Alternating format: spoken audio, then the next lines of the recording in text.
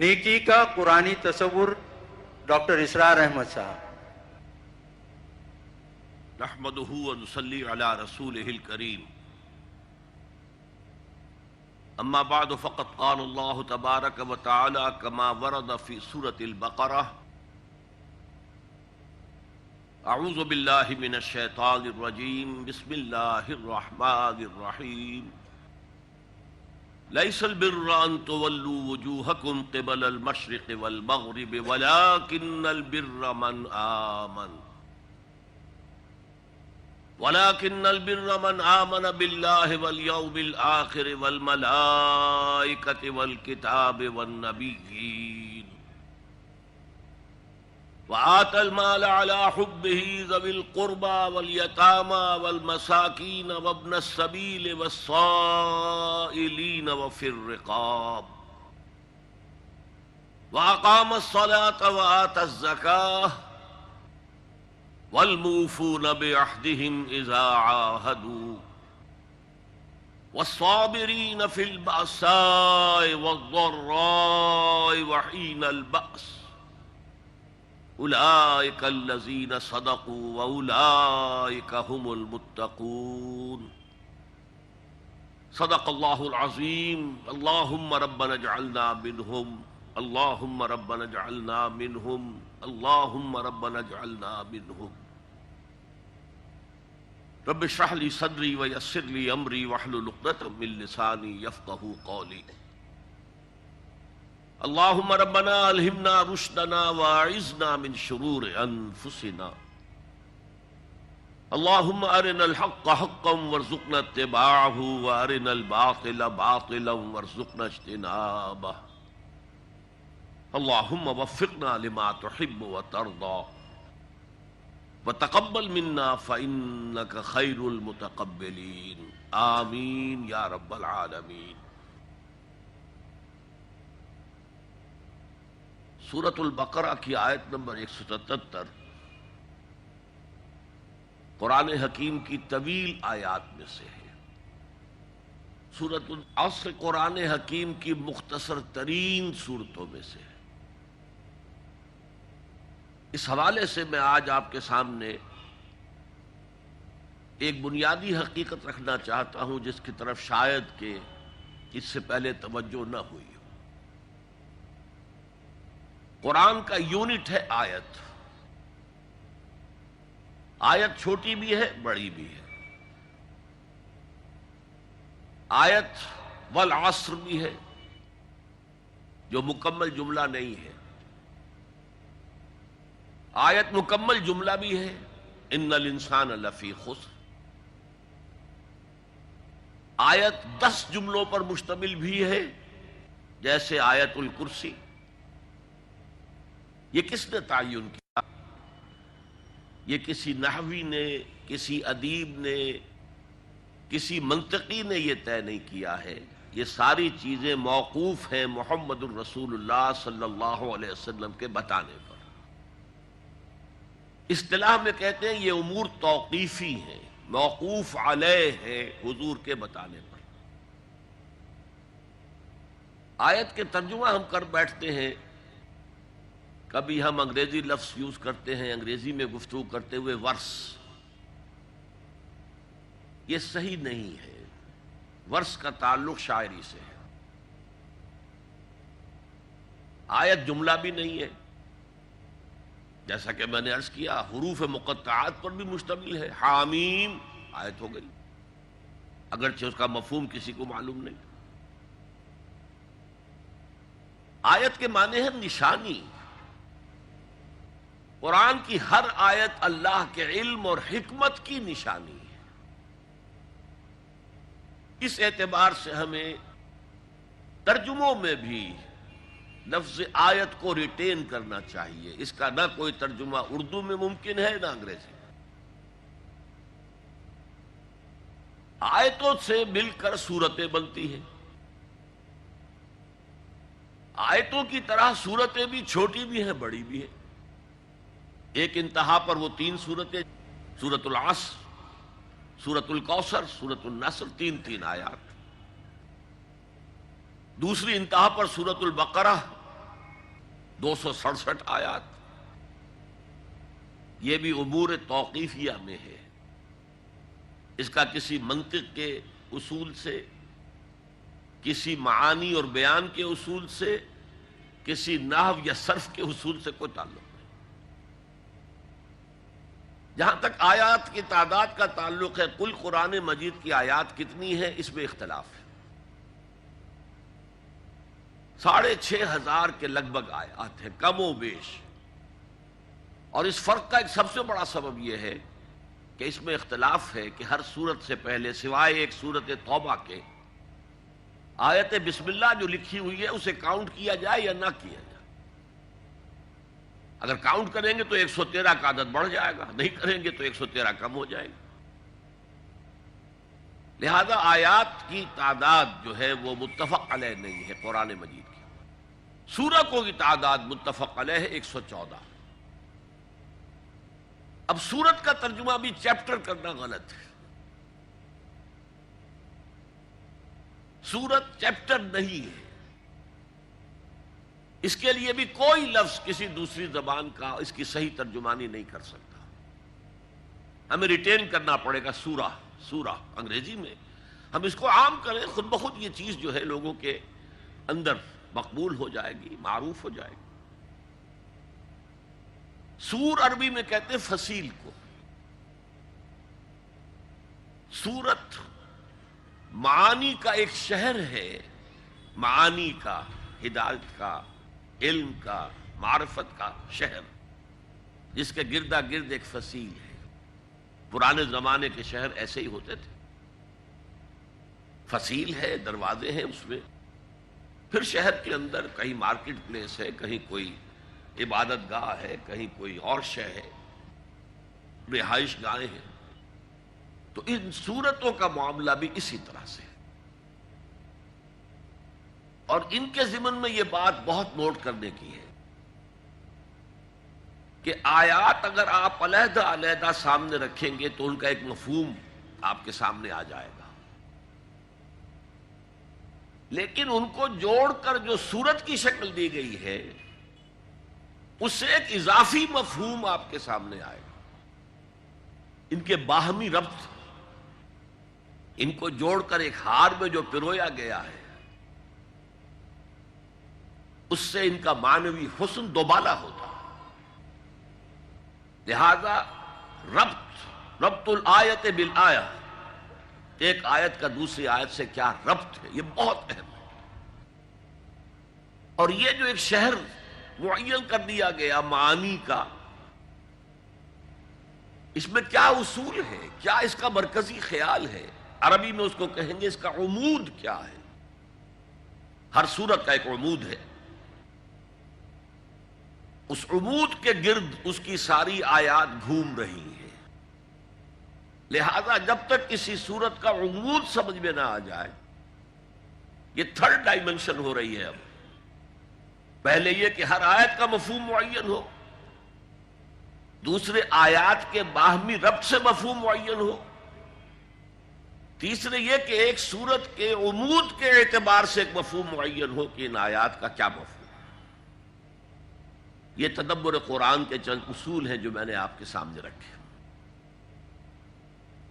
اب ہم اس آیت کا، طویل آیت کا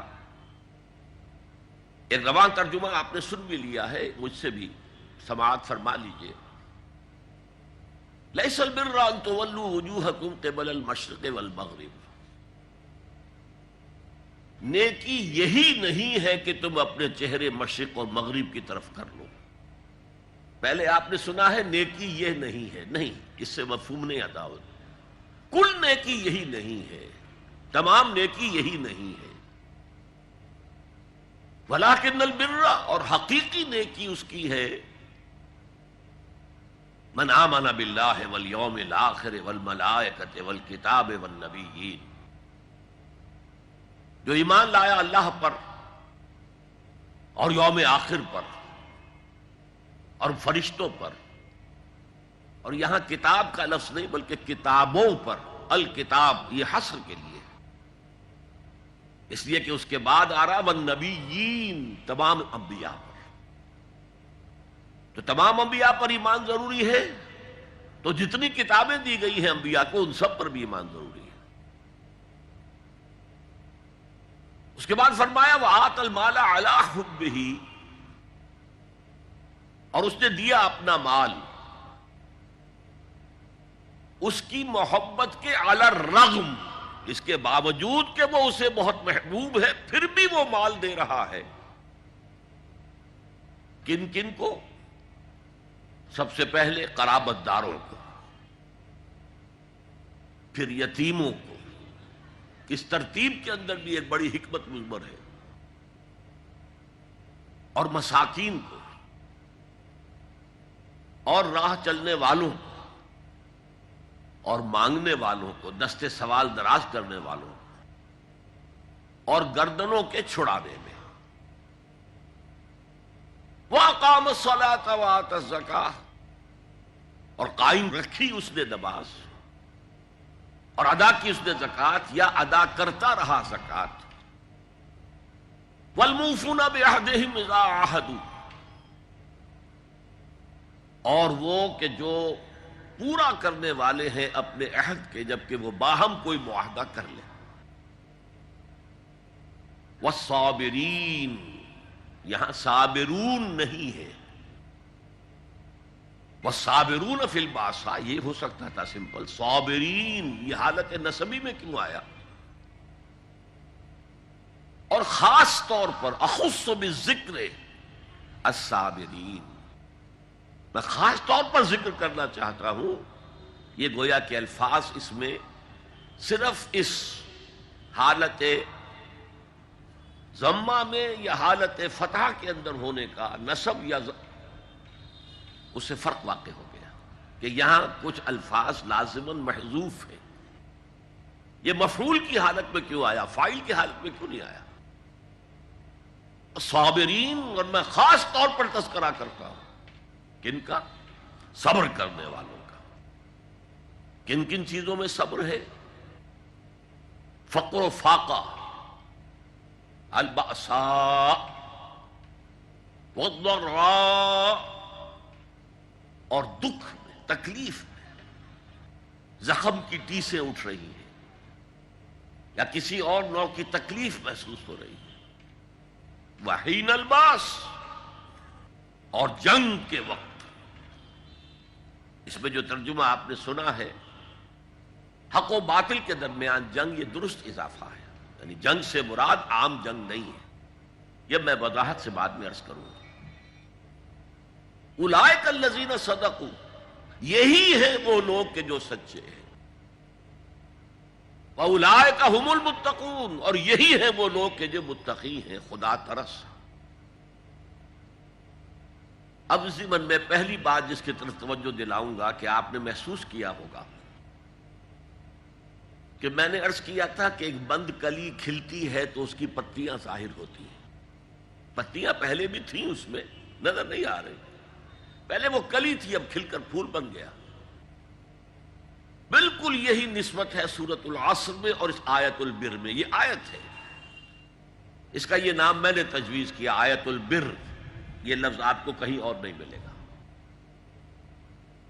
اب دیکھیے وہاں لفظ آیا تھا الا الذین آمنوا، یہاں 5 پتیاں آ گئی ایمان کی۔ من آمن باللہ والیوم الآخر والملائکۃ والکتاب والنبیین۔ وہاں ایک اصطلاح آئی تھی وعملوا الصالحات،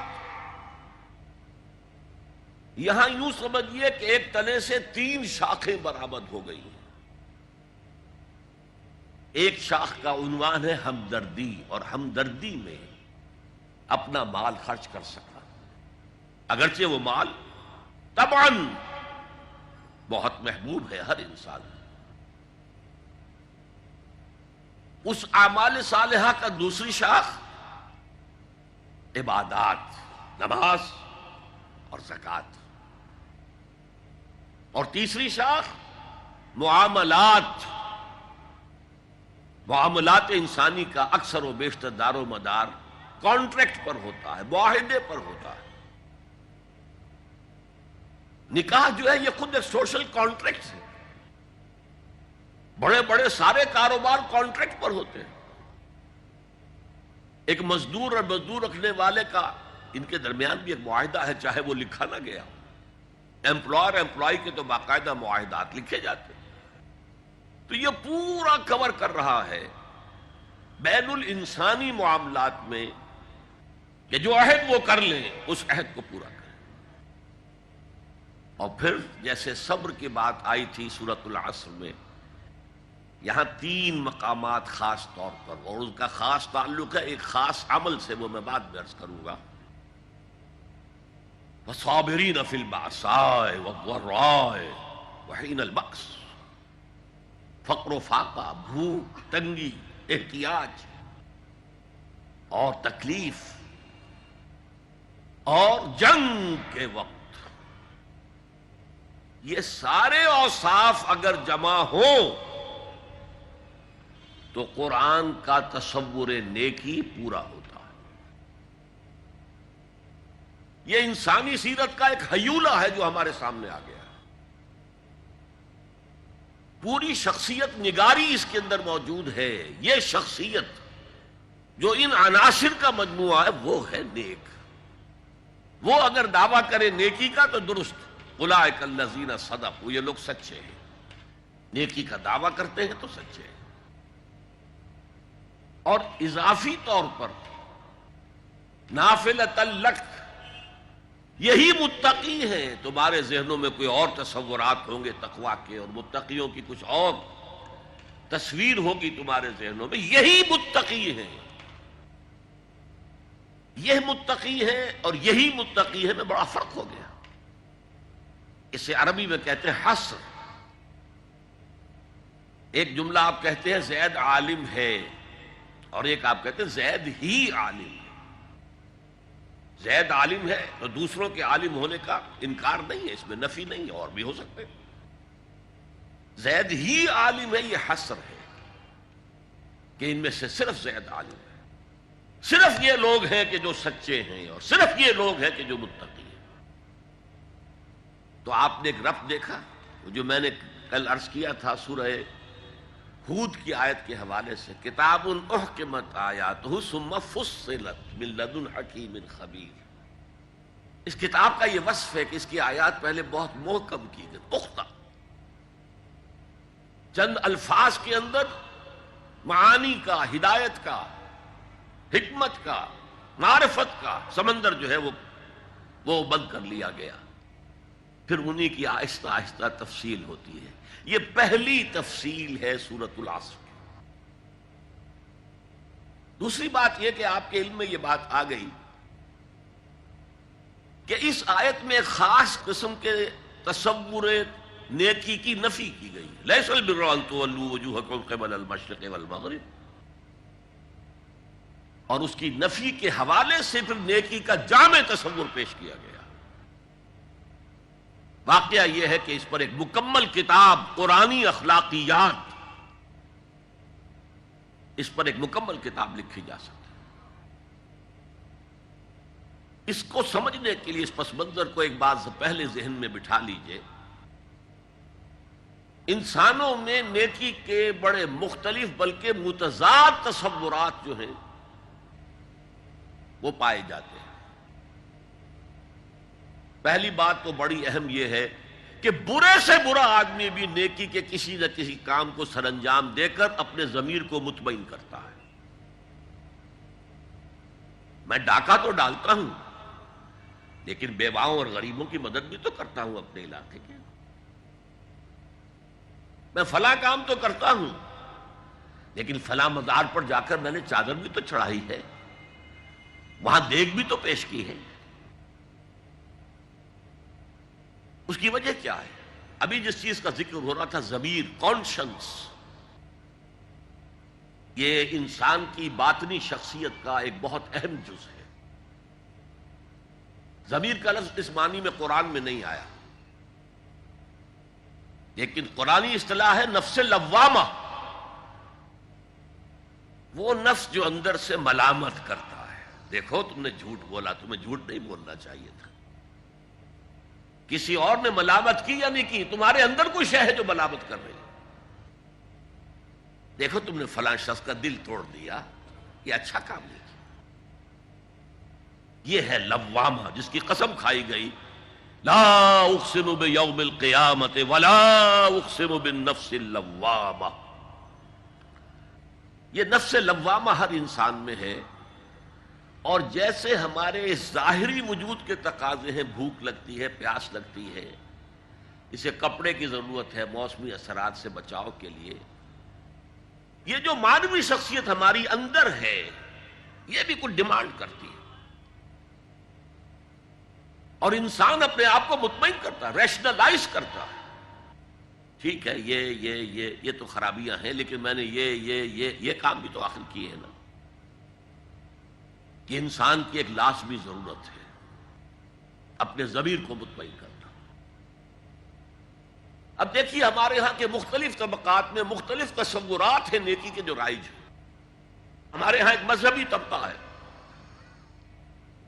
جس کے نزدیک اصل اہمیت ریچولز کی ہے، عبادات کی ہے، رسومات کی ہے۔ معاملات میں وہ دھوکہ دے رہے، سودا کر کے پھر گئے، ان کے دلوں میں نرمی نہیں ہے، سائلوں کو دھتکارتے ہیں، لیکن ایک اعتبار سے بہت نیک ہے، سودی کاروبار کرتے ہیں۔ ٹھیک ہے بھائی، میں سودی کاروبار تو کرتا ہوں، میں نے مسجد میں تو بنوائی ہے، میں نے مسجد میں جھاڑ بھی تو لگوا دیا ہے، میں نے مسجد میں قالین بھی تو بچھوایا ہے۔ تو نیکی کا ایک تصور یہ ہے ہمارے یہاں۔ اس کے بالکل برعکس ایک تصور ہے جدید تعلیم یافتہ طبقات کا تصور۔ آپ نے بارہا سنا ہوگا گفتگو، بھائی اصل نیکی یہ ہے کہ کوئی کسی کو دھوکہ نہ دے، جھوٹ نہ بولے، وعدہ پورا کرے، اپنا فرض صحیح طور سے ادا کرے، کہیں ملازم ہے تو اپنے فرائض صحیح طور سے ادا کرے۔ باقی رہ گئی نماز روزہ، یہ تو انفرادی باتیں ہیں، یہ کوئی کرتا ہے تو اپنے لیے، نہیں کرتا ہے تو کوئی بات نہیں۔ یہ دونوں ایک دوسرے کے بالکل برعکس تصورات ہیں، اور یہ ہمارے معاشرے میں جدید تعلیم یافتہ طبقات کا تصور نیکی اور ہمارے قدیم علماء اور ان کے زیر اثر جو عوام ہیں ان کے تصور نیکی میں یہ زمین و آسمان کا فرق ہے۔ آپ کو معلوم ہے کہ اپنی جسم فروش عورتیں جو ہیں وہ بھی نیکی کا کوئی نہ کوئی کام کرتی ہیں۔ آپ دیکھیں گے محرم میں سیاہ کپڑے پہن کے جلوس کے آگے آگے جا رہی ہیں، سبیلیں لگا رہی ہیں، مختلف مزاروں میں جب عرس ہوتا ہے وہاں جاتی ہیں، دھمال کھیلتی ہیں، وہی سیاہ کپڑے پہن کے، وہ بھی اپنے آپ کو مطمئن کرتی ہیں۔ مشہور ہے ایک واقعہ شہنشاہ عالمگیر اورنگزیب کا، اس نے دلی میں گانے بجانے پر پابندی لگا دی۔ اب ظاہر بات ہے جن کا یہ پیشہ تھا ان کا دھندا ختم تو آمدنی ختم، لاکھ کوششیں کی لیکن اورنگزیب ٹس سے مس نہیں ہوا۔ پھر انہوں نے ایک عجیب ترکیب کی، وہ دریائے جمنا بالکل ساتھ بہتا تھا، یہ قلعہ اس شکل میں بنایا گیا تھا، اب تو ذرا فاصلے پر، تو ایک کشتی میں وہ جمع ہو گئے، سازندے بھی اور ساز بھی، اور گاتے بجاتے ہوئے۔ انہیں معلوم تھا فلاں وقت جو ہے بادشاہ جھروکے میں بیٹھ کر دریا کی سیر کرتا ہے، وہاں سے گزرے اور ایک شعر گاتے ہوئے گزرے، در کوئے نیک نامی مارا گزر نہ دارند، گر تو نمی پسندی تقدیر قضا۔ در کوئے نیک نامی، یہ نیکی جو ہے اس کے کوچے میں ہمارا گزر ہی نہیں ہے۔ در کوئے نیک نامی مارا گزر نہ دارند، یہ تو اللہ کی طرف سے فیصلہ ہے، اس کی مقرر کردہ تقدیر ہے۔ گر تو نمی پسندی تغییر کن قضارا، اگر تجھے پسند نہیں ہے تو تقدیر بدل دے۔ تو بادشاہ ہنس پڑا اور اس نے کہا کہ ٹھیک ہے بھائی، گانے بجانے کی حد تک تمہیں اجازت ہے۔ تو ہر ایک طبقے کا اپنا ایک تصور ہے نیکی کا۔ جیسے میں نے پہلے عرض کیا، بڑے بڑے ڈاکو جو ہیں وہ اپنے علاقے کے بیواؤں یتیموں کی سرپرستی کرتے ہیں، ویسے نہایت درندگی، سفاکی، انسانی جان کی کوئی حیثیت ہی نہیں۔ تو نیکی اصل میں کس شے کا نام ہے، کون سی چڑیا کا نام ہے، نیکی حقیقت میں کیا ہے، وہ ہے اس آیت کا مضمون۔ میں مثال دیا کرتا ہوں، ایک عام قصہ ہے کہ کسی گاؤں میں پہلی مرتبہ ہاتھی آیا۔ اب وہاں نابینا لوگ جو تھے انہیں بھی پتہ چلا ایک عجیب جانور آیا ہے۔ وہ آئے اور کسی نے اس کی ٹانگ کو ٹٹولا۔ اس نے کہا ہاتھی ایک ستون کے مانند ہے۔ کسی کا اس کے کان کے اوپر ہاتھ پڑا، اس نے کہا چھاج کے مانند ہے وہ۔ کسی نے پیٹ کو ٹٹولا، بہت بڑا ڈھول ہے وہ۔ بالکل یہی معاملہ ہے نیکی کے تصور کے بارے میں۔ اڑائے کچھ ورق لالے نے، کچھ نرگس نے، کچھ گل نے، چمن میں ہر طرف بکھری ہوئی ہے داستان میری۔ کسی نے نیکی کا ایک حصہ لے لیا، کسی نے دوسرا لے لیا، کسی نے تیسرا لے لیا۔ وہ مکمل سراپا نیکی، حقیقی نیکی کس میں ہے، یہ ہے اس آیت کا مضمون۔ اب چوتھے نمبر پر یہ تمہیدی باتیں جو میں عرض کر رہا ہوں، اس آیت کا پس منظر کیا ہے جسے ہم کہتے ہیں شان نزول؟ کیا بحث چل رہی تھی جس میں ہدایت کے لیے یہ آیت نازل ہوئی؟ تو ذہن میں رکھیے کہ تحویل قبلہ اس آیت کا پس منظر ہے، شان نزول۔ آپ کو معلوم ہے مکے میں جب تک حضور رہے، آپ جب نماز پڑھتے تھے تو آپ جنوبی جانب کھڑے ہوتے تھے، یعنی رکن یمانی اور وہ کونا کہ جس میں حجر اسود نصب ہے، ان دونوں کے درمیان کھڑے ہوئے کعبے کی طرف رخ کیا، تو اسی رخ پر بیت المقدس بھی ہے۔ اسے کہتے ہیں استقبال قبلتین، دونوں قبلوں کا بیک وقت استقبال ہو گیا، رخ ہو گیا دونوں طرف، خانہ کعبہ کے بھی اور بیت المقدس کے بھی۔ مدینے میں آ کر تو یہ ناممکن ہے۔ اب اگر کعبے کی طرف رخ کرو گے تو بیت المقدس کی طرف پشت ہو جائے گی، وہ شمال میں ہے، یہ جنوب میں ہے۔ اگر بیت المقدس کی طرف رخ کرو گے تو کعبے کی طرف پیٹھ ہوگی۔ لیکن آپ کو معلوم ہے کہ حضور نے 16 یا 17 مہینے مدینے آنے کے بعد بیت المقدس کی طرف رخ کر کے نماز پڑھی۔ اب ایک شکل تو یہ ہے کہ یہ حضور کا ذاتی اجتہاد ہو اور اس کو اللہ نے تسلیم کر لیا ہو کہ ٹھیک ہے، یہ بھی ممکن ہے۔ اسے تقریر کہتے ہیں اصطلاح میں۔ حدیث کس چیز کا نام ہے؟ حضور کا قول یا فعل یا تقریر۔ پہلی دونوں چیزیں تو آپ جانتے، قول اور فعل۔ یہ تقریر کیا ہے؟ حضور کے سامنے کوئی کام کیا گیا اور حضور نے نہیں روکا، تو امپلائڈ ہے اس کے اندر کہ یہ کام حرام نہیں ہے، حضور کے سامنے ہوا ہے، آپ نے روکا نہیں۔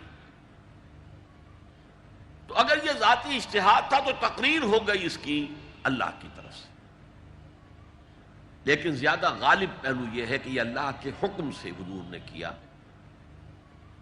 اور یہ حکم وحی خفی کے ذریعے سے آیا، اس لیے کہ قرآن مجید میں اس کا ذکر نہیں ہے کہ اللہ نے حکم دیا ہو کہ اے محمد صلی اللہ علیہ وسلم اب آپ اور آپ کے ساتھی بیت المقدس کی طرف رخ کر کے نماز پڑھے، یہ نہیں ہے۔ تو یہ وحی خفی، وحی جلی، وحی خفی، دو قسم کی وحیاں حضور کو ہوتی تھی۔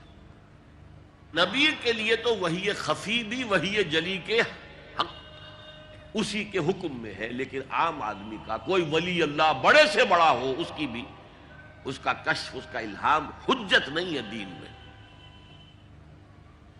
بہرحال یہ شاید حضور کو اللہ نے وحی خفی کے ذریعے حکم دیا۔ اس کا ایک بہت بڑا سیاسی فائدہ ہوا حضور کو، اور وہ یہ کہ مدینے میں آ کر آپ کا واسطہ پڑا یہودیوں سے۔ وہ بہت منظم تھے، تعلیم یافتہ تھے، بہت کلچرڈ تھے، ان کے ہاں فقہا تھے، ان کے ہاں مفتی لوگ موجود تھے۔ اگر فوری طور پر تصادم یہود کے ساتھ ہو جاتا تو حضور کے قدم مدینے میں جمنا آسان نہ ہوتا۔ یہ جب آپ نے بیت المقدس کی طرف رخ کر کے نماز پڑھی تو یہودیوں نے سمجھا چلو کوئی بات نہیں، یہ تو ہمارے کیمپ فالوورز ہیں، ہمارے قبلے کا رخ کر رہے ہیں، لہذا فوری طور پر ان کی طرف سے کوئی مخالفت وہ پیش نہیں آئی، اور اس 16 مہینے میں حضور کو اپنے قدم جمانے کا مدینہ منورہ میں پورا موقع مل گیا۔ بلکہ پہلے 6 مہینے اس میں جو ہے بہت ڈیسائسو ہیں، 3 کام آپ نے 6 مہینے میں کیے ہیں تو بالآخر بہت ہی زیادہ فیصلہ کن ثابت ہوا۔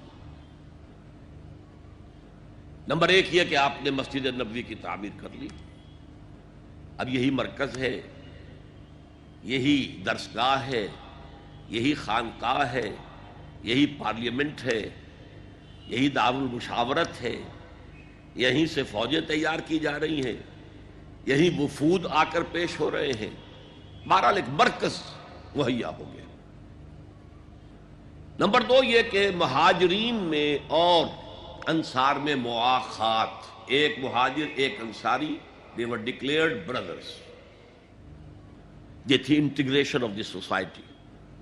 اور تیسرا کام آپ نے یہ کیا اسی دوران میں جس کا تعلق اس حکمت عملی کے ساتھ بہت گہرا بن جاتا ہے کہ یہود کو جکڑ لیا ایک معاہدے میں، میثاق مدینہ،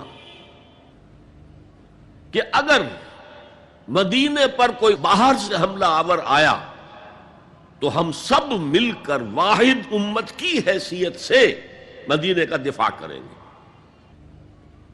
جوائنٹ ڈیفنس آف مدینہ کا پیکٹ ہو گیا، اور یہ چیز بھی حضور کی کامیابی میں بہت فیصلہ کن ثابت ہوئی۔ تو اس اعتبار سے یہ تحویل قبلہ جب پھر ہوئی ہے، اور میں نے جو کہا تھا کہ اللہ نے ہی کوئی حکم دیا تھا وحی خفی کے ذریعے، وہ اس سے ثابت ہوتا ہے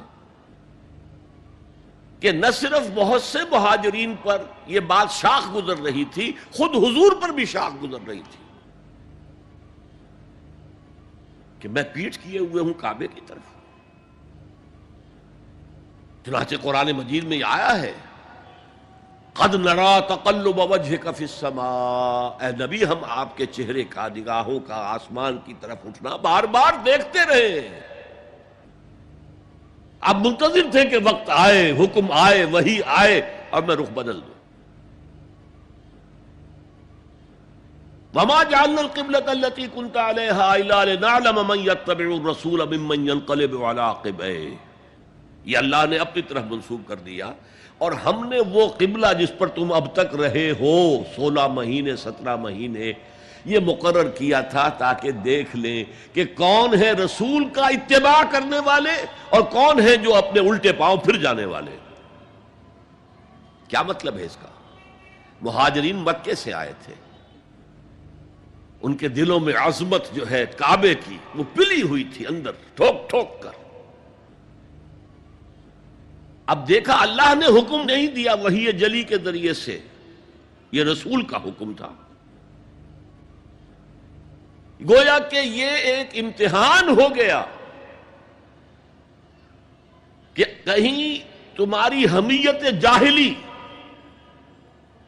تمہاری محبت جو تمہیں کعبے سے ہے وہ تمہیں اسلام سے پھیر تو نہیں دیتی؟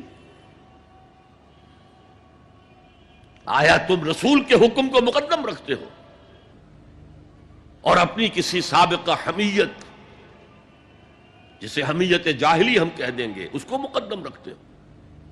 یہ ایک سخت امتحان تھا جس میں کہ اہل مکہ جو مہاجرین تھے وہ مبتلا کیے گئے، اور خاص طور پر یہ بات کہ رسول کا حکم ماننے کی تاکید، چاہے ابھی قرآن میں کوئی آیت نہیں آئی ہے لیکن حقیقی مومن کے لیے رسول کا فرمانا بھی ایسے ہی ہے جیسے کہ اللہ کا فرمانا، اس کی تربیت بھی ہو گئی۔ لیکن یہ کہ اکثر کا معاملہ یہ تھا کہ یہ معاملہ شاخ گزر رہا تھا، یہاں تک کہ حضور کا معاملہ بھی تھا قد نرا تقلب وجهك في السماء فلنولینک قبلۃ ترضاها، تو اے نبی ہم بدل دیں گے قبلہ وہ جو آپ کو پسند ہے. اب رخ کرو مسجد حرام کی طرف. فولوا وجوہکم شطر المسجد الحرام. اب اپنا رخ کر لو مسجد حرام کی طرف. چنانچہ مدینے میں ایک مسجد القبلتین ہے. جو حضرات گئے ہیں زیارت کرتے ہیں انہوں نے زیارت کی ہوگی. حضور مدینے سے باہر ایک قبیلے کی جگہ تھی، وہ وہاں گئے ہوئے تھے. کوئی دعوت طعام تھی، دوپہر کا کھانا تھا. اسی وقت ظہر کا وقت ہو گیا. حضور نے جماعت کھڑی کی اور قبلہ جو ہے بیت المقدس. اسی نماز کے دوران یہ آیات وہی نازل ہو گئی. آپ نے فوراً رخ بدلا اور پوری جماعت نے رخ بدل لیا. اور اسی لیے اس مسجد میں دو قبلے ہیں، دو محرابیں ہیں. ایک شمال کی جانب بیت المقدس کی جانب، دوسری جنوب کی جانب یعنی مکہ مکرمہ کی جانب. اب یہ تحویل قبلہ جو ہے یہ ہے بات اصل میں سمجھنے کی. ایک بہت بڑے فتنے کی بنیاد بن گیا.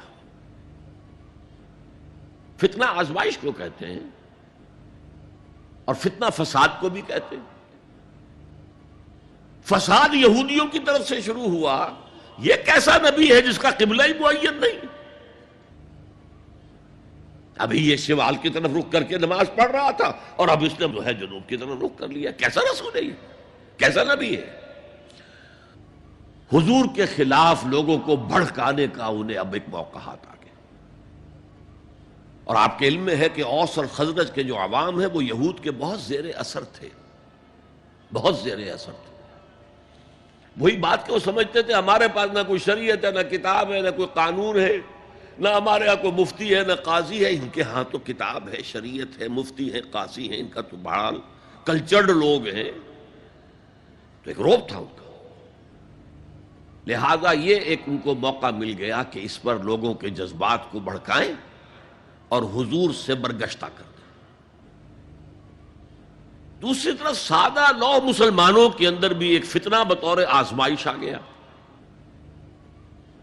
کہ اگر اصل قبلہ یہ تھا تو یہ 16 مہینے کی نمازیں تو ہماری اکارت گئی، غلط رخ پر پڑی ہم نے. اور نماز تو دین کا اصل ستون ہے اور یہ نماز ہماری ضائع ہو گئی. یہ ان کے دلوں میں ایک وسوسہ پیدا ہوا. اس پہلو سے اس مسئلے پر بڑی مفصل گفتگو قرآن میں ہوئی ہے میرے اور آپ کے لیے. بلکہ مجھے اعتراف ہے کہ میں یہ سوچتا رہا اتنی مفصل گفتگو بار بار فولوا وجوہکم شطر المسجد الحرام، فولوا وجوہکم شطرہ، یہ بار بار بار بار پورے 2 رکوع قرآن مجید میں. سورہ بقرہ کا 17واں رکوع 18واں رکوع اسی پر ہے. اس لیے کہ ہم اس سینسٹیونیس کا اندازہ نہیں کر سکتے کہ جو اس وقت پیدا ہو گئی تھی اس پر. تحویل قبلہ پر یہ معمولی نہیں بات تھی.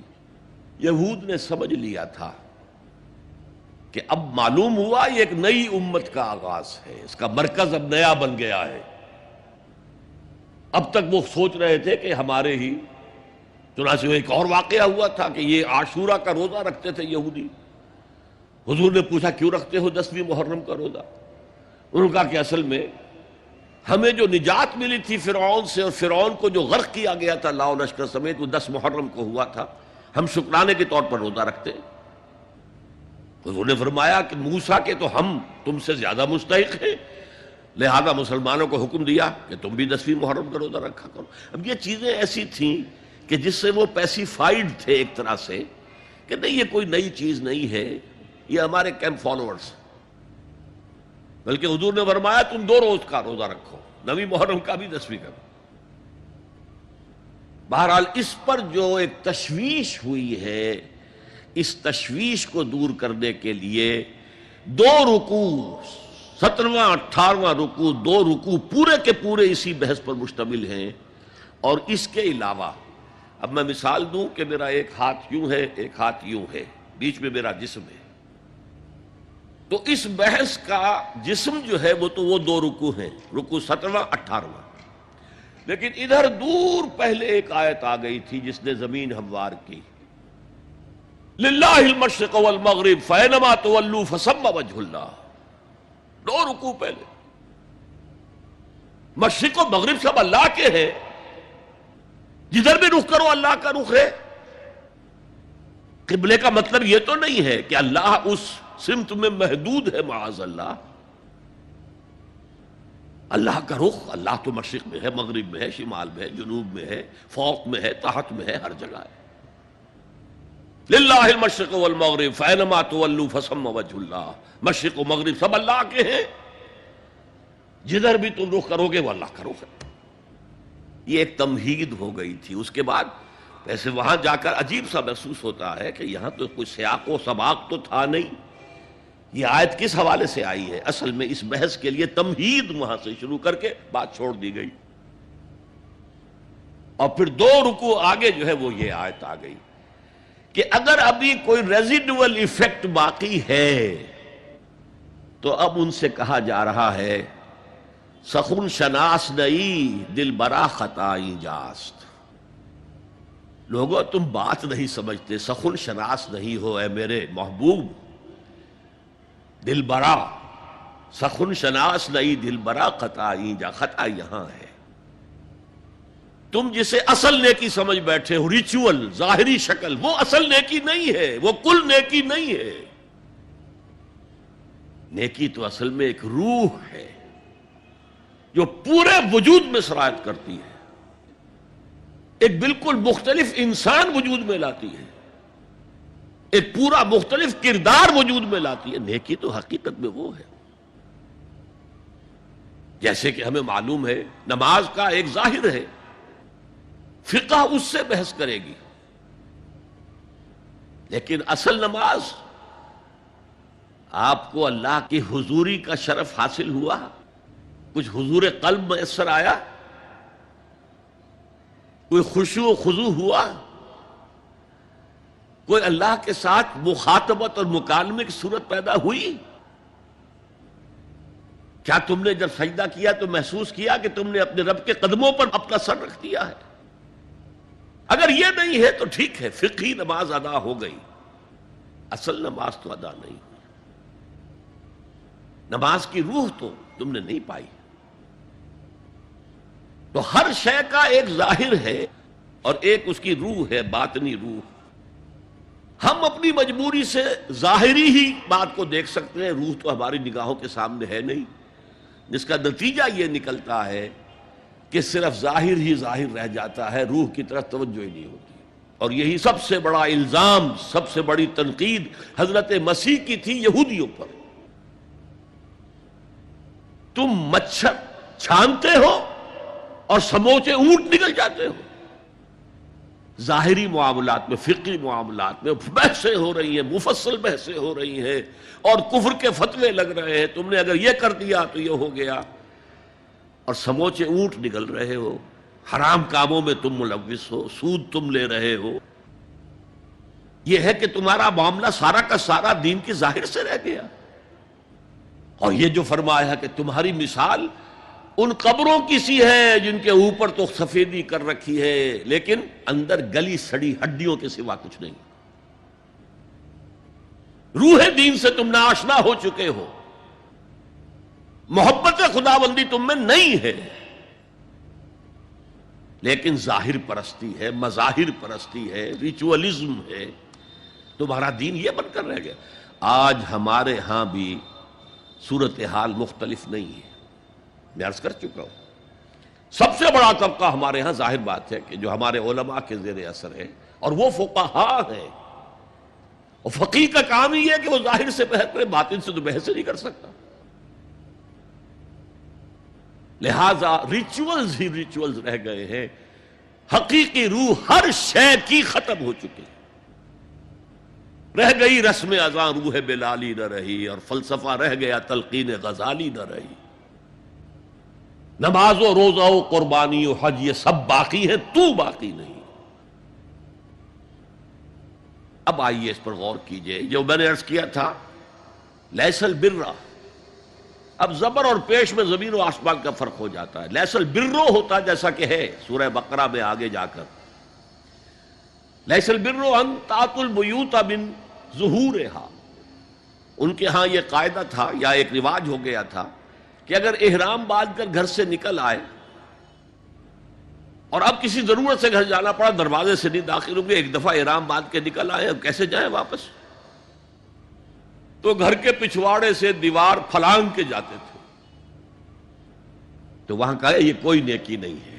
لیس البر ہوتا تو اس کا مطلب ہوتا سرے سے کوئی نیکی نہیں ہے، یہ تو ہمارا من گھڑت ایک خیال ہے. لیس البر یہ خبر ہے جسے مقدم کیا گیا ہے،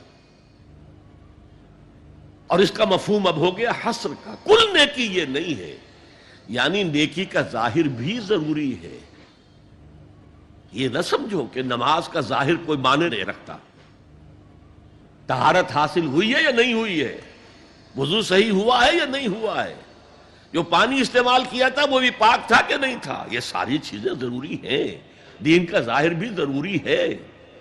یہ نہ نفی کیجئے کہ ان فقہا کا کیا ہے، ظاہر ہی کو لیتے ہیں.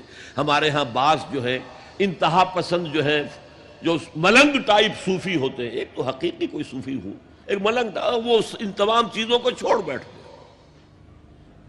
جیسے میں نے آپ کو شعر سنایا تھا اور اختلاف بھی کیا تھا، مولانا روم نے کچھ زیادتی کی ہے، سختی کی ہے، انداز بیان اچھا نہیں ہے کہ ماز قرآن مغزہ برداشتیم استخاں پیش سگاں انداختیم. ہم نے قرآن سے اس کا اصل مغز جو ہے وہ کشید کر لیا ہے، ہڈی کا گودا ہم نے کھینچ لیا، اب ہڈی خالی ہم نے پھینک دی ہے. یہ ہمارے صوفیہ میں سے بعض کا طرز عمل رہا ہے جو غلط ہے. نہیں، ظاہر بھی اہم ہے، ظاہر بھی نیکی ہے.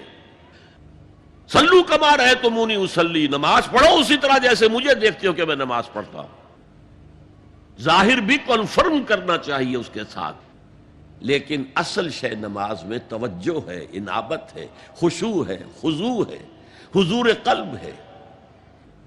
لہذا یہاں ترجمہ ہوگا کل نیکی یہی نہیں ہے کہ تم اپنے چہرے مشرق اور مغرب کی طرف کر لو. یہ تو ظاہر ہے. اور اس میں مجھے غالب کا شعر یاد آ رہا ہے،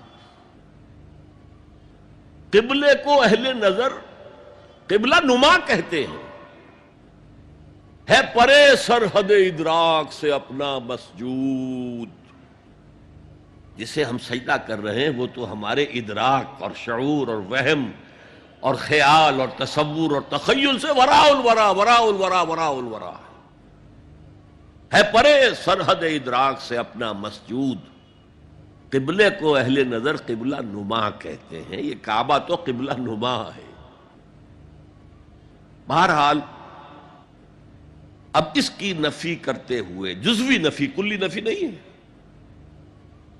لیس البر، کل نیکی یہ نہیں ہے کہ تم اپنے چہرے مشرق اور مغرب کی طرف کر لو. ولکن البر، بلکہ نیکی اس کی ہے. یہاں پر بھی اب لفظ محذوف ہے، ولکن البر بر من آمن باللہ والیوم الآخر. نیکی تو حقیقت میں اس کی ہے. اس میں آگے بڑھنے سے پہلے مجھے یاد آیا کہ میں بر کے مفہوم پر بھی کچھ گفتگو کر لوں. بر کسے کہتے ہیں؟ بہت عمدہ باتیں جو ہے پہلے کہی ہیں. بر اور بر یہ دونوں مادہ تو ایک ہی ہے، بحر و بر. جب تک انسان سمندر میں رہتا ہے، آج کا تو خیر تصور نہ کیجئے، پہاڑوں جیسے جو ہے پہاڑ سمندر میں چل رہے ہوتے، عام حالات میں کوئی اس کے ادھر ادھر جو ہے کوئی ہچکولے محسوس نہیں ہوتے. لیکن پرانے زمانے کے سمندر کا تصور کیجئے تو ہر وقت وہ ہے آدمی غیر مطمئن ہوتا تھا. اسی وقت کچھ ہو سکتا ہے، ہچکولا آ رہا ہے، ادھر سے آ رہا ہے، ادھر سے آ رہا ہے، تو دل میں ایک خوف سا رہتا تھا، ایک بے چینی سی رہتی تھی، عدم تحفظ کا ایک احساس رہتا تھا. بر پر، خشکی پر آتے ہی اطمینان ہو گئے.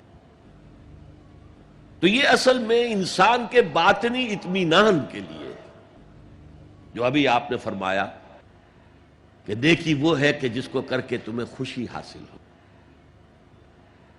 اور فتویٰ اپنے دل سے لے لیا کرو. ما حاک فی صدرک،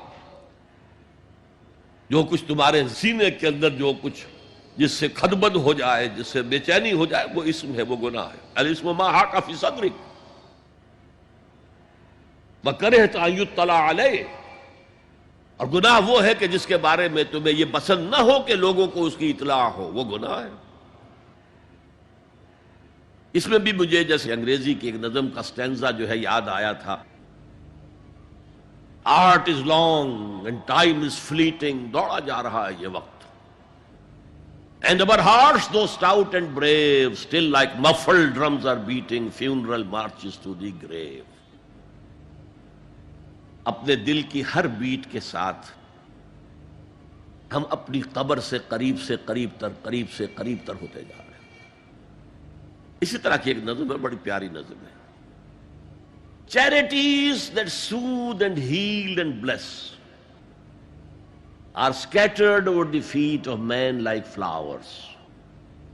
وہ بھلائیاں، وہ نیکیاں، وہ خدمت خلق، charities which soothe and bless and heals، دل کے اوپر مرہم سا رکھا جاتا ہے نیک کام کر کے، دل کو خوشی ہوتی ہے نیک کام کر کے۔ Charities that soothe and heal and bless are scattered over the feet of men like flowers۔ یہ تو ان پھولوں کے مانند ہے جو انسان کے قدموں میں پڑے ہوئے ہیں، جس کو چاہے اٹھا لے، جو چاہے اٹھا لے۔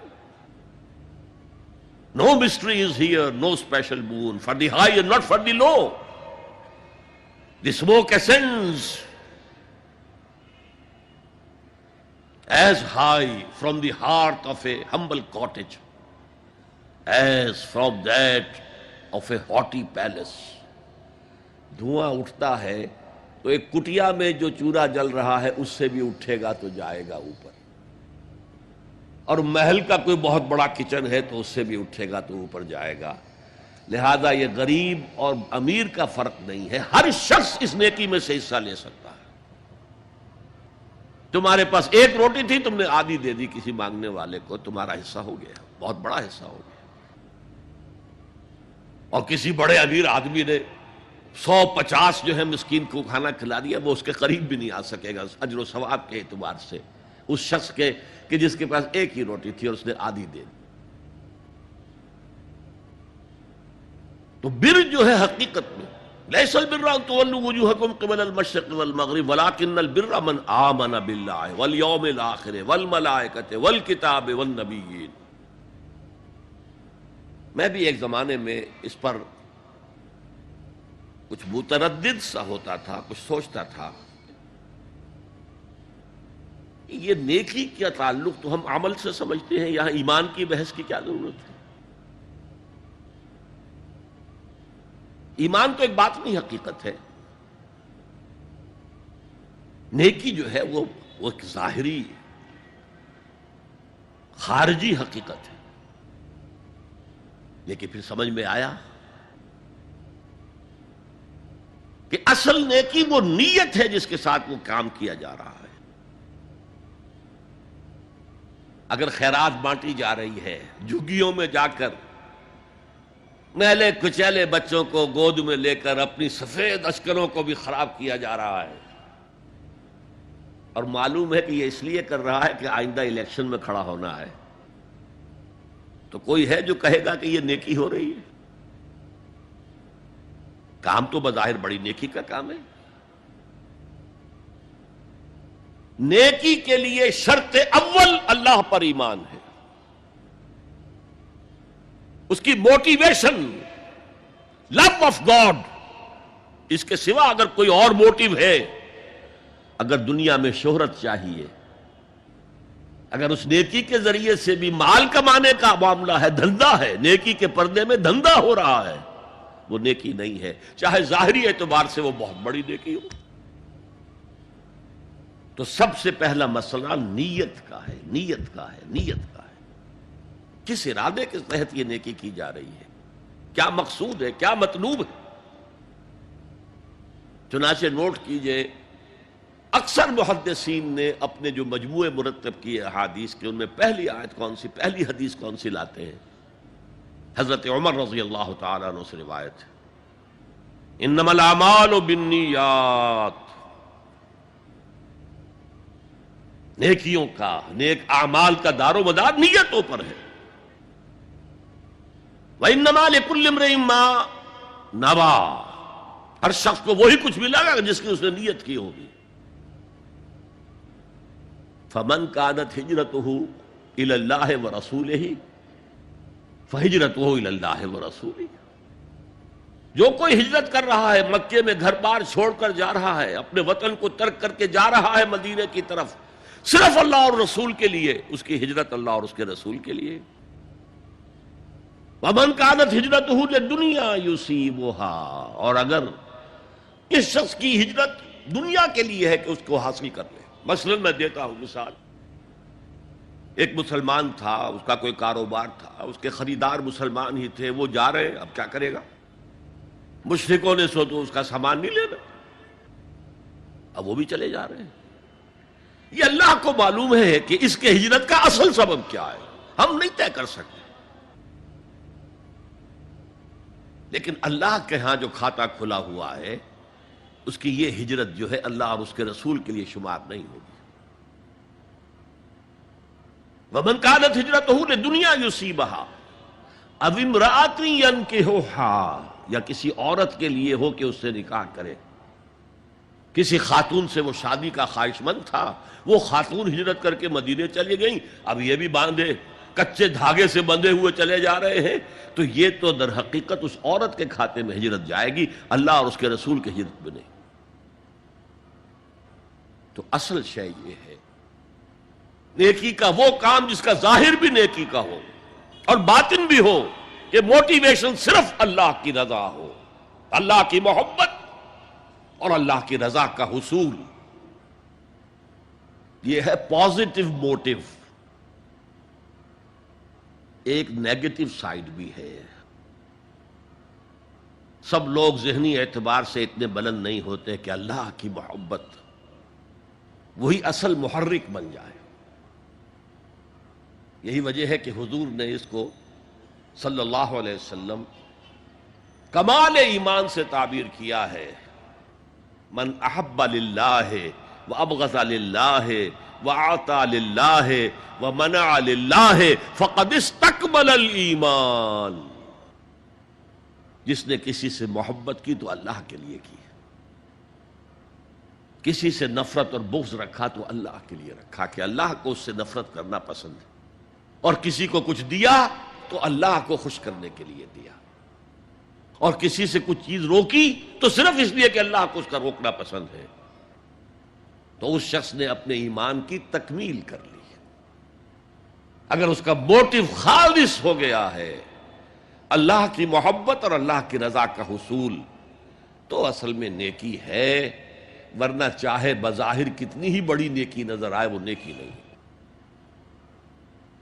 لیکن جو لوگ اس حد تک نہ پہنچ پائے ہوں، استکمال ایمان تک، تکمیل ایمان تک، تو ان کے لیے ایک اور موٹیو بھی ہے، والیوم الآخر، قیامت کا دن، جزا و سزا کا یقین، اللہ کا خوف، آخرت کے محاسبے کا خوف. خوف بھی ایک بہت بڑا موٹیو ہے، بہت بڑی موٹیویٹنگ فورس ہے. اب میں یوں کہوں گا کہ اگر کسی عمل کا محرک ہے صرف اللہ کی محبت، اس کی رضا کا حصول اور آخرت کی نجات، تو وہ نیکی ہے. اگر یہ نہیں ہے، کوئی وطن پرست ہے، وطن کی محبت کی وجہ سے کوئی نیک کام کر رہا ہے، اس کا وہ کام وطن پرستی کے کھاتے میں جائے گا، خدا پرستی کے کھاتے میں نہیں جائے گا. کوئی قوم پرست ہے، اپنے قوم کی محبت میں کچھ کر رہا ہے، تو اس کا وہ نیک کام قوم پرستی کے کھاتے میں جمع ہوگا، خدا کی پرستش کے لیے نہیں. یہ ہے موٹیو کا فرق، اور یہ ہے موٹیو کی اہمیت، اور اس کا تعلق ہے ایمان باللہ اور ایمان بالآخرہ سے. ایک حدیث میں حضور نے فرمایا کہ قیامت کے دن سب سے پہلے 3 اشخاص کا معاملہ پیش ہوگا. ایک وہ تھا کہ جو اللہ کی راہ میں جنگ کرتا ہوا مارا گیا تھا، دنیا میں شہید سمجھا جا رہا تھا. ایک وہ تھا جسے اللہ نے علم بہت دیا تھا، اور اس نے علم کو پھیلایا، خوب پھیلایا. اور ایک وہ جس کے پاس جس کو اللہ نے بہت دولت دی تھی اور اس نے دولت جو ہے نیکی کے کاموں میں، بھلائی کے کاموں میں، غرباء، یتامى، مساکین کے لیے خرچ کیا۔ اب اللہ پوچھے گا ان شہید صاحب سے کہ دیکھو میں نے تمہیں صحت دی تھی، جسمانی قوت دی تھی، تم نے کیا کیا؟ وہ کہے گا اے اللہ میں نے تیرے لیے قتال کیا اور اپنی جان دے دی۔ اللہ فرمائے گا کذبتا، تو نے جھوٹ بولا، انک قد قاتلت لأن یقال جریء، تو نے تو یہ جنگ میں حصہ لیا تھا اس لیے کہ تیری شجاعت کا ڈنکا بج جائے، تیری جرأت کی شہرت ہو جائے۔ وقد قیلا، وہ کہا جا چکا، اب یہاں تمہارے لیے کچھ نہیں ہے۔ اور فرشتوں کو حکم ہوگا اور اوندھے منہ گھسیٹتے ہوئے اس کو جہنم میں ڈال دینا۔ یہی حشر ہوگا اس عالم کا، تو نے وہ نیکی کا کام کیا تھا، لأن یقال عالم، کہا جا چکا دنیا میں، ڈنکا بج چکا تمہاری شہرت کا۔ اب اس میں نوٹ کیجئے، اگر کسی عالم کے علم کا ڈنکا بج جائے، اس کی اپنی نیت وہ نہیں تھی تو اس کے اندر کوئی خرابی نہیں ہے۔ یہاں معاملہ نیت کا ہے۔ اگر نیت یہ ہو کہ میرے علم کی شہرت ہو جائے، میرے ہاتھ چومے جائیں،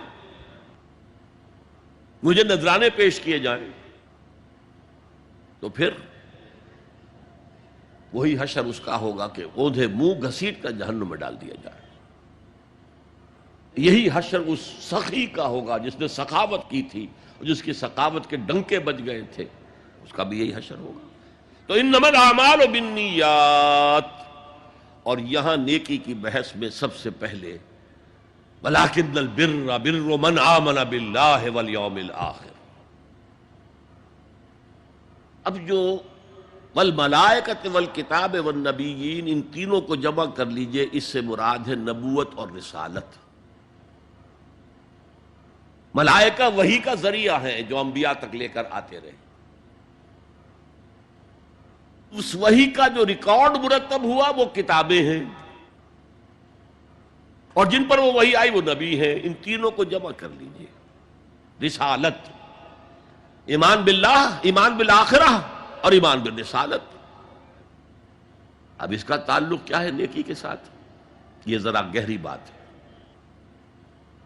دیکھیے نیکی کا جذبہ بھی، جو انسان کے پیشنز ہوتے ہیں وہ اندھے بہرے ہوتے ہیں۔ پیشنز، جذبات، نیکی بھی ایک جذبہ ہے۔ کبھی یہ جذبہ حد اعتدال سے تجاوز کر کے بدی بنا دیتا ہے، جیسے رہبانیت، ترک دنیا، شادی نہیں کروں گا، گھر گھرستی کا بکھیڑا مول نہیں لوں گا، بس اللہ سے لو لگاؤں گا۔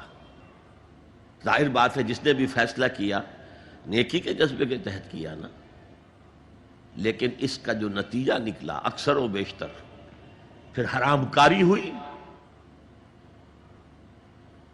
آپ عیسائیت کی جو ہے ہسٹری آف کرسچین موناسٹسزم، اس کا مطالعہ کیجئے، انہوں نے خود لکھا ہے کہ بظاہر راہب خانے ہیں، راہب اور راہبائیں رہتی ہیں، اور ان کے تہخانوں میں حرامی بچوں کے قبرستان ہو جاتے تھے۔ یہ نیکی کے جذبے نے بدی کو جنم دیا ہے۔ حضور کے ساتھ ایسا ہوا۔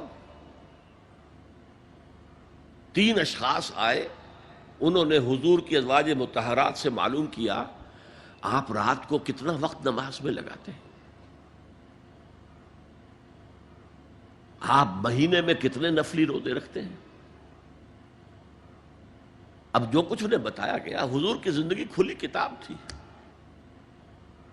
بتا دیا گیا اتنا عرصہ جو ہے آپ رات کو تہجد پڑھتے ہیں، بتا دیا گیا مہینے میں اتنے روزے رکھتے ہیں۔ انہوں نے اسے کم سمجھا، فتقالوہا، قلیل سمجھا کہ یہ تو زیادہ نہیں ہے، ہمارا تو خیال تھا کہ آپ ساری رات ہی کھڑے رہتے ہوں گے۔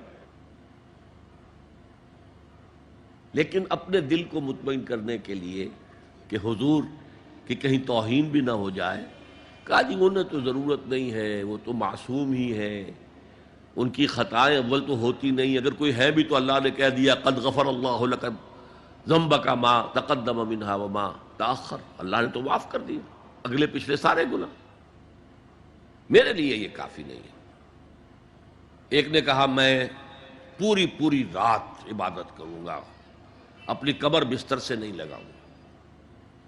دوسرے نے کہا کہ میں ہمیشہ ہر روز روزہ رکھوں گا، کبھی افطار نہیں کروں گا۔ تیسرے نے کہا میں کوئی شادی بیاہ نہیں کروں گا، یہ کھکیڑ میں نہیں پڑوں گا میں۔ حضور کو خبر ہو گئی، آپ نے طلب فرمایا اور غصے کے انداز میں وہ الفاظ کہے کہ جو حضور سے بالکل متوقع نہیں ہے۔ واللہ انی لاتقاکم واخشاکم، خدا کی قسم میں تم سب سے زیادہ متقی ہوں اور سب سے زیادہ اللہ سے ڈرنے والا ہوں، لیکن میرا طریق یہ ہے کہ میں رات کو سوتا بھی ہوں اور نماز بھی پڑھتا ہوں، میں روزہ رکھتا بھی ہوں، ناغہ بھی کرتا ہوں، میں نے شادیاں کی ہیں، متعدد ازواج میرے گھروں میں ہیں۔ فمن رغب عن سنتی فلیس منی، جو بھی میری سنت سے ہٹا وہ مجھ میں سے نہیں ہے، میرا امتی نہیں ہے۔ تو نیکی کا جذبہ بھی حد اعتدال سے تجاوز کر کے بدی کو جنم دے سکتا ہے۔ ایک صحابی، نوجوان صحابہ میں سے عبداللہ ابن عمرو ابن العاص، عجیب یہ بات ہے کہ باپ جو ہے بہت بڑا سیاستدان، بہت بڑا جری سپہ سالار، بہت بڑا حکمران، حضرت عمرو بن العاص،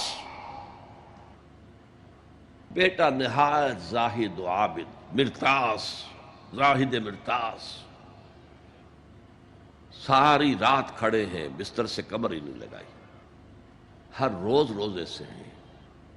یہ خبر دی گئی حضور کو تو آپ نے طلب فرمایا، یا عبداللہ اولم اخبر انک تقوم اللیل وتصوم النہار، اے عبداللہ مجھے یہ خبر نہیں دی گئی ہے، یعنی یہ بات جو ہے صحیح ہے کہ نہیں کہ تم ساری رات عبادت کرتے ہو، ہر روز روزہ رکھتے ہو؟ کیا کہہ سکتے تھے؟ بلا یا رسول اللہ، حضور ایسا تو ہے۔ فرمایا لا تفعل، ہرگز ایسا مت کرو، فإن لزوجك عليك حقا وإن لزورك عليك حقا بل إن لنفسك عليك حقا، تمہارے نفس کے بھی تم پر حقوق ہیں، تمہاری بیوی کے بھی تم پر حقوق ہیں۔ ان کی زوجہ سے کسی نے پوچھا تھا تم ہمیشہ میلی کچیلی رہتی ہو، کبھی ہم نے تمہیں کسی اچھے لباس میں کس کوئی جسے سنگھار کہہ دیتے کہ یہ میں نے دیکھا؟ تو ان کا کہ مجھے کیا غرض ہے، تمہارے بھائی کو تو مجھ سے کوئی غرض ہے ہی نہیں، میں کس کے لیے بناؤ سنگھار کروں؟ یہ بھی الفاظ آتے ہیں۔ فرمایا ہرگز مت کرو، میں تو کرتا ہوں، میں روزے بھی رکھتا ہوں لیکن نہیں بھی رکھتا، میں نماز پڑھتا ہوں لیکن سوتا بھی ہوں، میری بیویاں ہیں متعدد، تو میری سنت اگر تم نے چھوڑ دی تو تمہارا مجھ سے کوئی تعلق نہیں ہوگا۔ اس کا مطلب کیا ہوا؟ تو سم اپ، نیکی کا ایک ماڈل بھی سامنے رہنا چاہیے جس میں توازن ہو، اعتدال۔ انبیاء وہ توازن پیش کرتے ہیں اپنے کردار اور شخصیت کے ذریعے سے۔ وہ جو فرمایا گیا لَقَدْ كَانَ لَكُمْ فِي رَسُولِ اللَّهِ أُسْوَةٌ حَسَنَةٌ، تمہارے لیے اللہ کے رسول کی شخصیت میں ایک اچھا نمونہ ہے، یہ نمونہ معتدل ہے، متوازن ہے۔ حضرت عائشہ فرماتی ہیں حضور ہمارے مابین تشریف فرما ہوتے تھے، پیار اور محبت کی باتیں بھی ہوتی تھیں۔ حضور ہمارے ہاں کے جو ذرا زیادہ دیندار، جنہیں زیادہ مسالہ لگ جاتا ہے، وہ کرخت مزاج کے گھروں میں بھی معلوم ہوا داخل کیا ہوا قیامت آ گئی ہے، تو اس طرح کا نہیں تھا معاملہ، اپنی بیویوں کی دل جوئی، ان سے محبت اور پیار کی باتیں۔ لیکن حضرت عائشہ فرماتی ہیں کہ ہمارے درمیان بیٹھے ہوتے تھے اور پیار و محبت کی گفتگو ہو رہی ہوتی تھی، اذان کی آواز آتے ہی ایسے ہی اٹھ کر چل دیتے تھے جیسے ہمیں جانتے بھی نہیں کہ ہم کون ہیں۔ یہ توازن پیدا کرو، ترک دنیا نہیں، دنیا میں رہو اور پھر وہ کردار پیش کرو جو محمد نے پیش کیا صلی اللہ علیہ وسلم اور آپ کے صحابہ نے پیش کیا۔ دنیا میں رہتے ہوئے ترک دنیا، ترک دنیا اس معنی میں دنیا مقصود نہ بن جائے، مطلوب نہ بن جائے. لا مقصود الا اللہ، لا مطلوب الا اللہ، لا محبوب الا اللہ. تو یہ ہے اس نیکی کی بحث میں ایمان بالرسالت کا معاملہ. اب آگے چلتے ہیں. وَآتَى الْمَالَ عَلَىٰ حُبِّهِ، اور دیتا ہے وہ اپنا مال، یا دیا اس نے اپنا مال اس مال کی محبت کے باوجود، علی الرغم. جن حضرات نے ترجمہ کیا ہے کہ اللہ کی محبت کی وجہ سے ہی اللہ کی محبت میں وہ مال دیتے ہیں، یہ غلط ہے. جو بحث ہو چکی ہے، موٹیویشن تو ان کی درست ہو گئی، ایمان باللہ، ایمان بالآخرہ سے. اب آگے اس کے تکرار کی ضرورت نہیں ہے. اور عربی میں کسی کی محبت میں کوئی شے آئے تو فی یا لام آئے گا. علی آتا ہے مخالفت کے لیے، علی الرغم. مال محبوب ہے، کس کو نہیں ہے؟ زین للناس حب الشہوات من النساء والبنین والقناطر المقنطرۃ من الذهب والفضة والخیل المسومۃ والانعام والحرث. انسان کی سرشت کو اللہ سے زیادہ جاننے والا کون ہے؟ وہ فرما رہا ہے، سورہ آل عمران کی آیت ہے، مزین کر دی گئی ہے انسانوں کے لیے محبت بیویوں کی، بیٹوں کی، اور ڈھیروں مال کی، سونے کی اور چاندی کی، اور گھوڑے وہ کہ جو پیڈگری والے ہوں اور جو بہت اعلیٰ نسل کے ہوں، خیل المسومہ، نشان زدہ گھوڑے، اور مال ہو، بھیڑیں بکریوں کو گلے کے گلے ہوں، اور گائے اور بیل ہوں، اور یہ ساری چیزیں محبوب ہیں. اس محبت کے خلاف عمل کرتے ہوئے مال خرچ کرنا تبھی تو مجاہدہ ہے. تو جیسے اردو میں ہم علی الرغم کہتے ہیں، علی الرغم، باوجود اس کی محبت کے وہ خرچ کرتے. اب یہاں جو اصل نوٹ کرنے کا نقطہ ہے وہ کیا ہے؟ دیکھیے، اسلام کا جو نظام ہے دنیاوی، اس میں ایمان کے بعد پہلی شے نماز ہے. وہ جو کہا گیا ہے کہ قیامت کے دن سب سے پہلا محاسبہ نماز کا ہوگا. اور جب ہماری مسجدوں کے اندر لکھے ہوتے تھے فارسی کے اشعار، روز محشر کے جان گداز بود، اولی پرسش نماز بود. اسی طریقے سے نماز کا معاملہ جو ہے وہ پہلے کیوں نہیں آیا؟ نماز کا بعد میں آ رہا ہے. آت المال علی حبہ ذوی القربى والیتامى والمساکین وابن السبیل والسائلین وفی الرقاب. کتنا دور لے گئے. واقام الصلاۃ وآتى الزکاۃ. یہ ہے ترتیب کے اعتبار سے جو میں نے عرض کیا تھا. یہاں عنوان کیا ہے؟ یہاں نیکی کی حقیقت عنوان ہے، اس کی روح ایمان ہے، اور اس کا ظاہر اس میں سب سے پہلے انسانی ہمدردی، اور اس ہمدردی کی بنا پر وہ مال جو بہت محبوب ہے خرچ کرنا. درد دل کے واسطے پیدا کیا انسان کو، ورنہ طاعت کے لیے کچھ کم نہ تھے کروبیاں. اگر یہ نہیں ہے تو کچھ نہیں. حضور نے فرمایا من یحرم الرفق فقد حرم الخیر کلہ. جو شخص دل کی نرمی سے محروم ہو گیا وہ کل کے کل خیر سے محروم ہو گیا. کسی کو دکھ میں دیکھو اور اس پوزیشن میں ہو کہ تم اس کا کوئی مداوع کر سکو اور نہ کرو، پھر تم چاہے مفسر ہو، محدث ہو، نیک نہیں ہو. تم عابد ہو سکتے ہو، زاہد ہو سکتے ہو، تم مفسر ہو سکتے ہو، محدث، نیک نہیں ہو سکتے. من یحرم الرفق، رفق کہتے ہیں نرمی. رفیق ہمارا ساتھی، دمساز. ظاہر بات ہے آپ کو دکھ ہوگا، آپ کے رفیق جو ہے اس کے اپنے دل میں محسوس کرے گا آپ کے درد کو. ہم درد کسے کہتے ہیں؟ ہم درد، جن کا درد مشترک ہے. ہم عصر، ایک زمانے کے لوگ، ہم جماعت، ایک جماعت میں پڑھنے والے. ہم درد.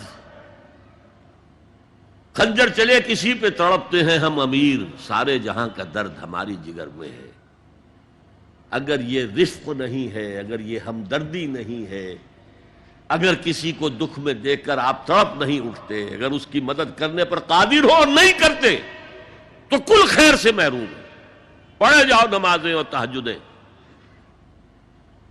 کچھ حاصل نہیں ہوگا۔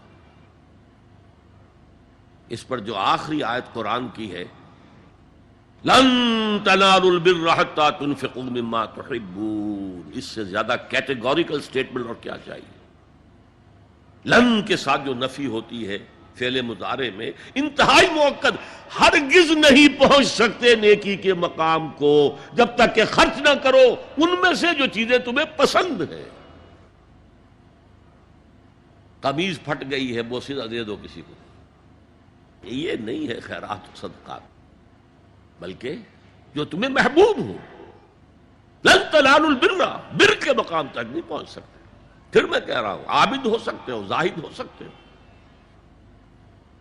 علم کا معاملہ ہے، محدث ہو سکتے ہو، مفسر ہو سکتے ہو، فقیہ ہو سکتے ہو، مفتی ہو سکتے ہو، سب کچھ ہو سکتے ہو، قرآن مجید کی روح سے نیک نہیں کہلا سکتے۔ وَآتَ الْمَالَ عَلَى حُبِّهِ، اب اس میں جو ترتیب میں نے کہا تھا، الْأَقْرَبُ فَالْأَقْرَبُ، الْأَقْرَبُ فَالْأَقْرَبُ، سب سے پہلے ذوی القربیٰ، اور اس میں اکثر و بیشتر ہم سے کوتاہی ہوتی ہے۔ دور دراز کے لوگوں کے ساتھ نیکی ہو رہی ہے، سگے بھائی کی بیوہ اور یتیم بچے جو ہیں وہ محروم ہیں، انہوں نے اس وقت یہ کر دیا تھا، یہ کر دیا تھا۔ ظاہر بات ہے کہ رشتہ داروں سے تو شکایتیں ہوتی ہیں، یہ تو ہمیشہ ہمارے مخالف رہے ہیں جی، ان کی ہم کیسے مدد کریں؟ اگر تو اللہ کے لیے دینا ہے تو پہلا حق ان کا۔ من احب للہ وابغض للہ واعطى للہ ومنع للہ، اللہ کے لیے دیا ہے اگر تو اپنے اس نفس کے جو انتقام کا جذبہ ہے اس کو کچلو، اور جس کا سب سے پہلا حق ہے اس کو پہنچاؤ۔ حق بحقدار رسید، ذوی القربى والیتامی، جو بے سہارا رہ گئے، باپ کا سایہ نہ رہا، والمساکین،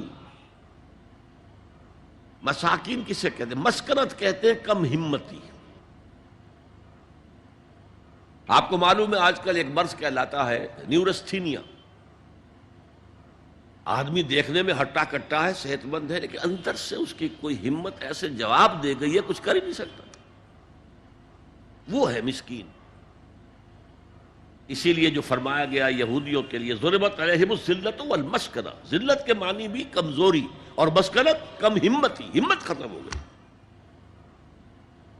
تو جو اپنے پاؤں پر نہیں کھڑا رہ سکتا اس وجہ سے کہ اس میں وہ ہمت کم ہو گئی ہے، وہ بھی مستحق ہے۔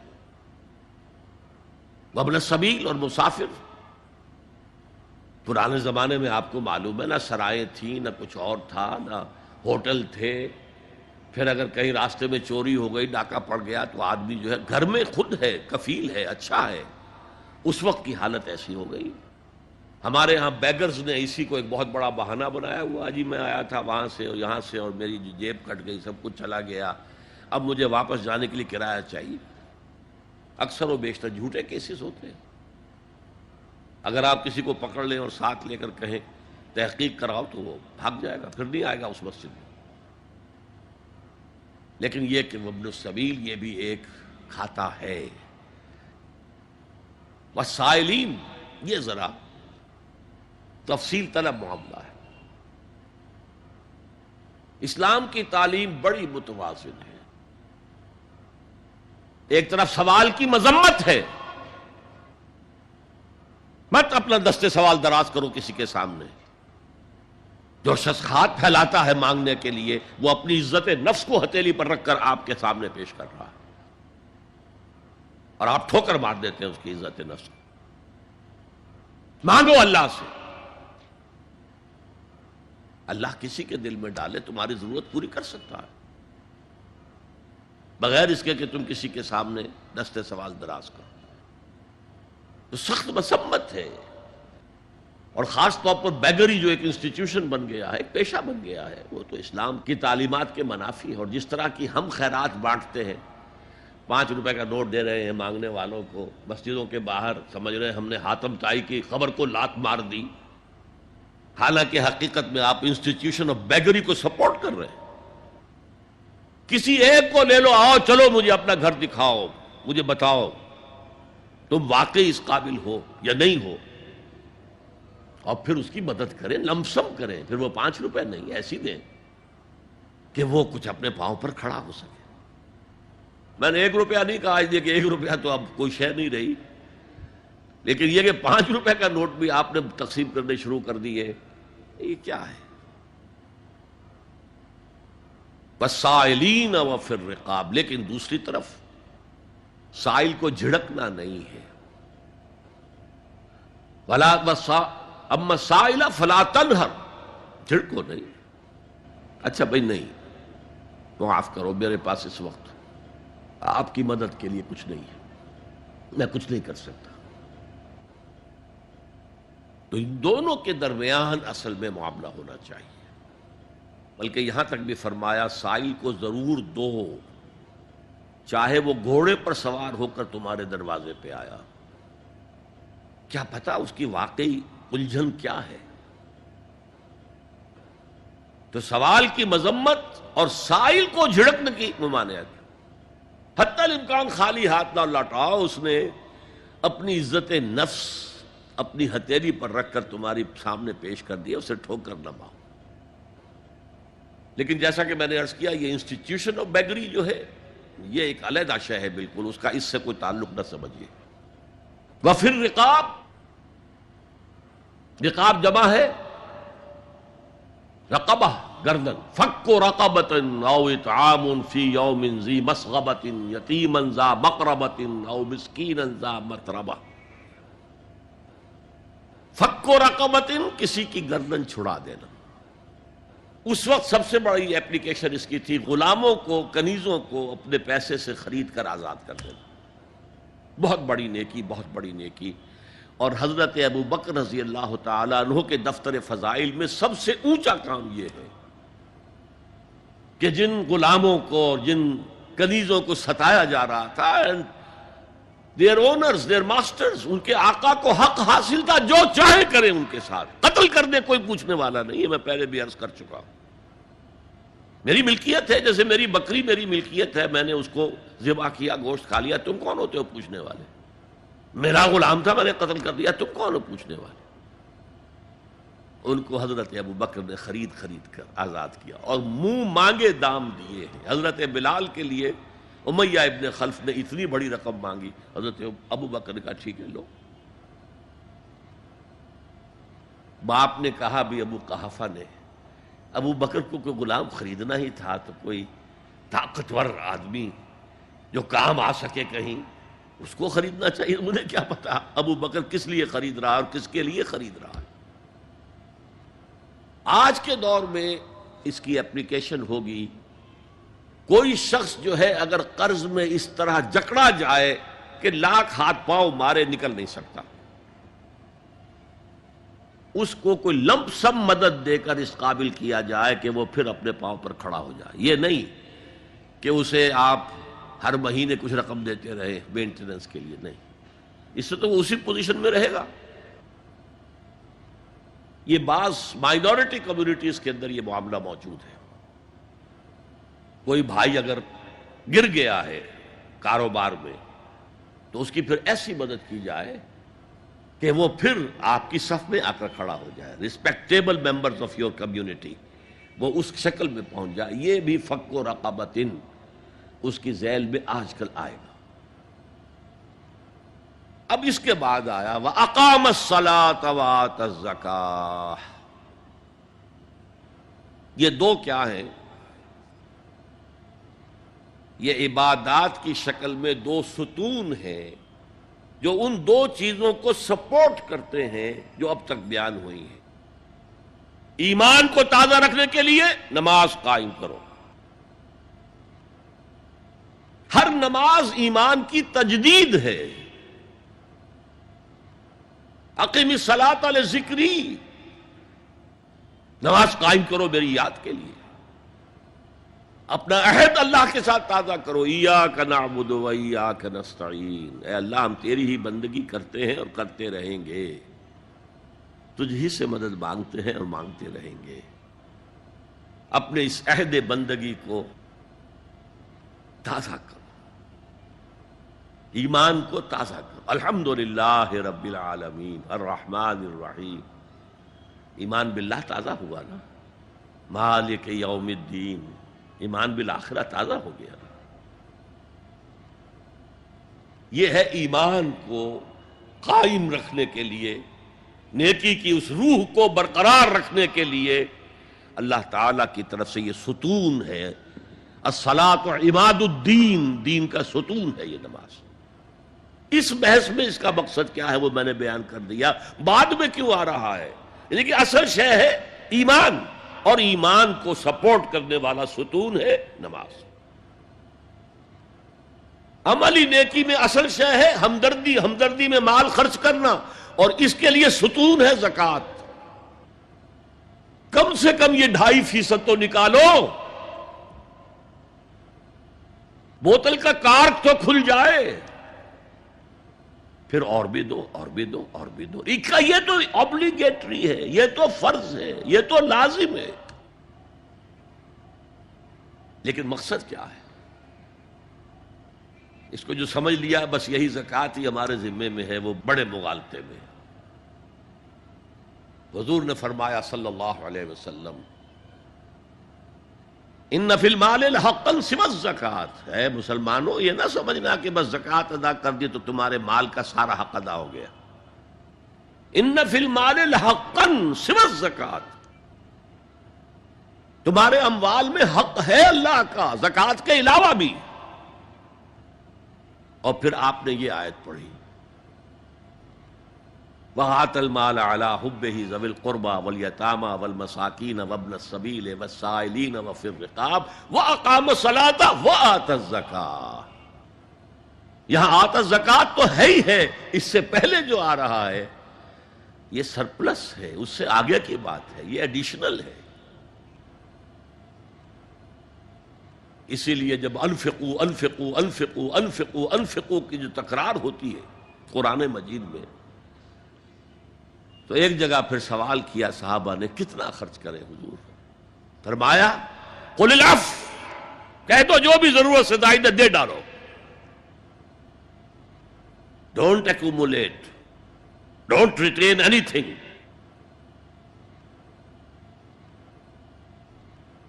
ایک بات آپ سے کہوں, آپ کچھ چونک جائیں گے.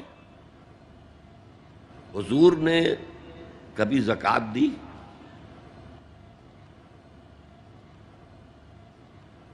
کبھی نصاب کے بقدر پیسہ آپ کے پاس جمع ہوا کہ آپ پر زکوٰۃ واجب ہوتی؟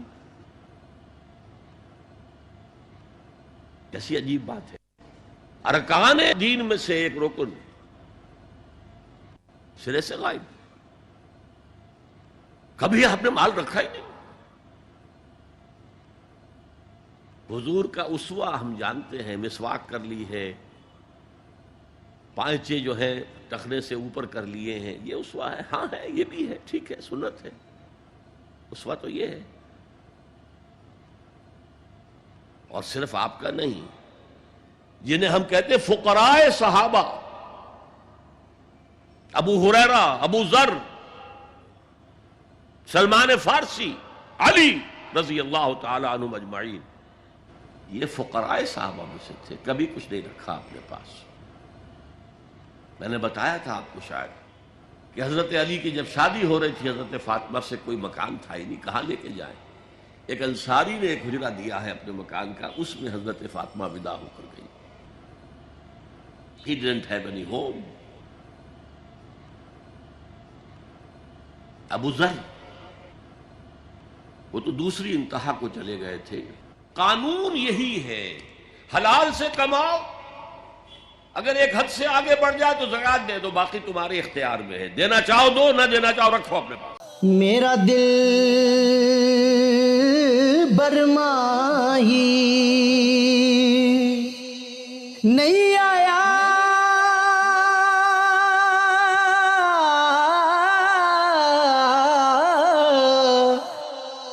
ਮੇਰਾ ਦਿਲ ਬਰਮਾਹੀ ਐਵੇਂ ਬੋਲ ਨਾ ਝੂਠੇ ਅੱਖਾਂ ਤੂੰ ਝੂਠਾ ਤੇਰੇ ਓਏ ਬੋਲ ਵਿੱਚ ਝੂਠੇ ਤੈਨੂੰ ਤਾੜੀ ਮਾਰ ਉਡਾ ਤੂੰ ਝੂਠਾ ਤੇਰੇ ਬੋਲ ਵਿੱਚ ਝੂਠੇ।